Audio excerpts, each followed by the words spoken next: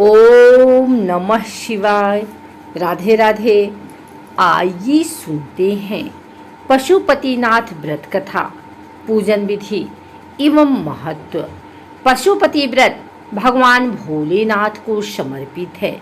जब आप बहुत सारी परेशानियों से घिरे हों और उन परेशानियों का कोई निवारण नहीं सूझ रहा हो, तो आप अपनी परेशानी किसी को भी बता नहीं पा रहे हों, तब यह व्रत अपनी मनोकामना पूर्ण अवश्य करेगा।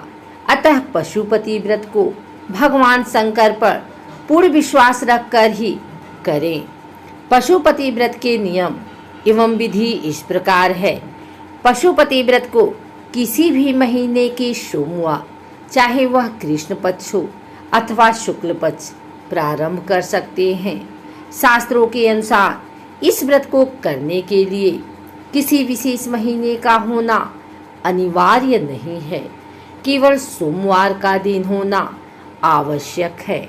इस व्रत को 5 सोमवार करने का विधान है। वैसे तो आपकी मनोकामना 5वां सोमवार आने से पहले ही पूर्ण हो जाती है।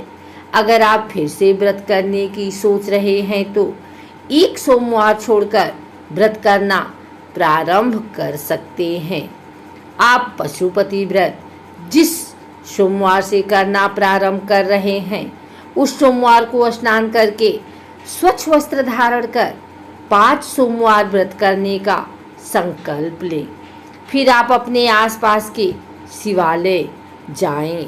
अपनी पूजा की थाली में धूप, दीप, चंदन, लाल चंदन, बेलपत्र, पुष्प, फल, जल ले जाएं और शिव भगवान का अभिषेक करें। इस थाली को घर आकर ऐसे ही रख दें।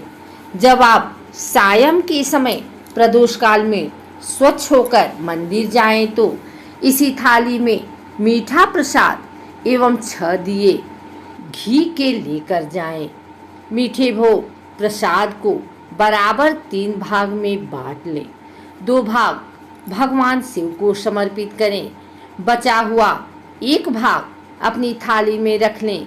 इसी प्रकार आप जो 6 दिए लाए हैं, उनमें से 5 दिए भगवान शिव के सम्मुख प्रज्वलित करें।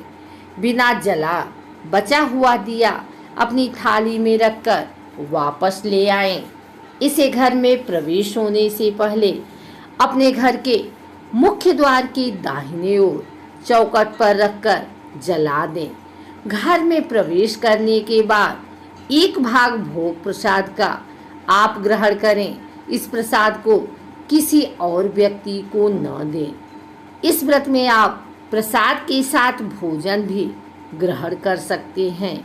हो सके तो मीठा भोजन ही करें। जैसा कि शास्त्रों के अनुसार प्रत्येक व्रत के अपने कुछ नियम होते हैं, वैसे ही इस व्रत के भी कुछ नियम हैं, जो इस प्रकार है।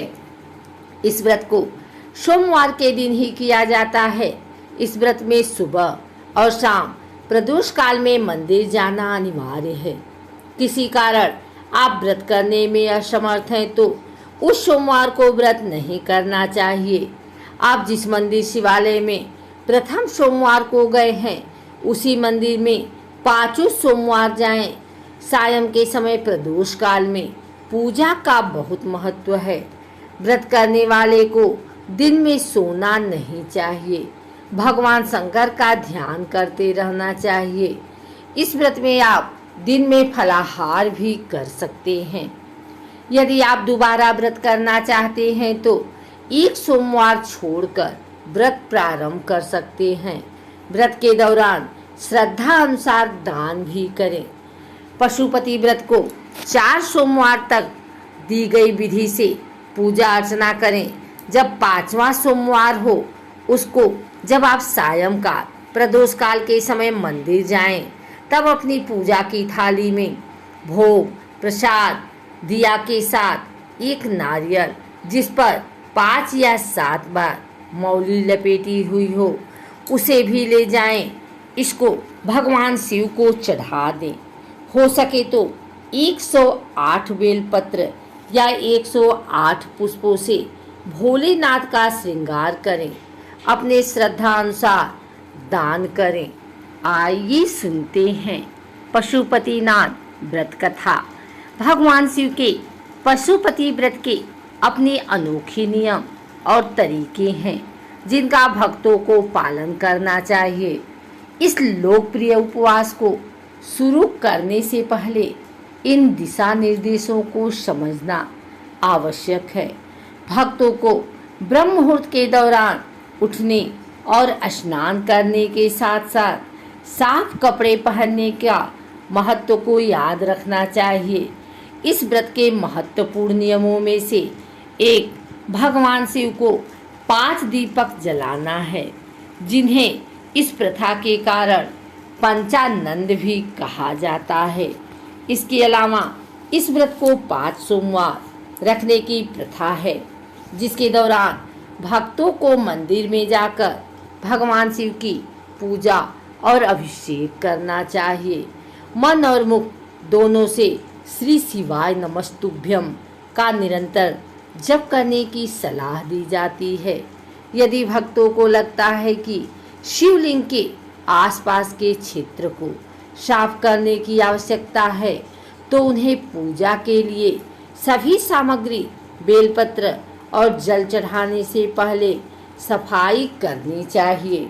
भोलेनाथ को चढ़ाने के लिए थाली में रोली, चावल, फूल, फल, बेलपत्र और प्रसाद जैसी चीजें लाने की सलाह दी जाती है। शिव महापुराण और रुद्र पुराण में कई बार उल्लेख किया गया है कि पशुपतिनाथ जी की कथा सुनने से एक भक्त को उसके पापों से मुक्ति मिल सकती है, वह अपार सुख प्रदान कर सकता है और उसे शिव का प्रिय बना सकता है। किंवदंती है कि एक बार जब शिव एक चिंकारा के रूप में ध्यान कर रहे थे, तब राक्षसों और देवताओं के संघर्ष के कारण तीनों लोकों में अराजकता फैल गई। देवताओं ने महसूस किया कि केवल शिव ही समस्या का समाधान कर सकते हैं और उन्हें वाराणसी में उनके ध्यान से जगाने गए। हालांकि देवताओं को पास आते देख शिव ने नंदी में छलांग लगा दी, जिससे उनके एक सींग के 4 टुकड़े हो गए। इसके जवाब में भगवान पशुपति चतुर्मुखलिंग के रूप में प्रकट हुए और तभी से पशुपतिनाथ जी की पूजा और उपवास करने की परंपरा शुरू हो गई। पशुपति यंत्र या भगवान शिव की तस्वीर, अगरबत्ती, कपूर और दिया या दीपक, प्रसाद के रूप में फल फूल और मिठाई, मंत्र पढ़ने के लिए पवित्र धागा या माला, पंचामृत, दूध, दही, शहद, चीनी और घी का मिश्रण, गंगा जल या पवित्र जल, नारियल और पान अर्पित करने के लिए आरती के लिए बेल, रुद्राक्ष माला या पवित्र मोतियों से बनी माला, पशुपति यंत्र या तस्वीर लगाने के लिए लाल या पीला कपड़ा। यह ध्यान रखना महत्वपूर्ण है कि पूजा सामग्री क्षेत्र और रीति रिवाजों के आधार पर भिन्न हो सकती है। पशुपति व्रत में उपयोग की जाने वाली उपयुक्त वस्तुओं के लिए एक पुजारी या धार्मिक प्राधिकरण से परामर्श करने की सिफारिश की जाती है।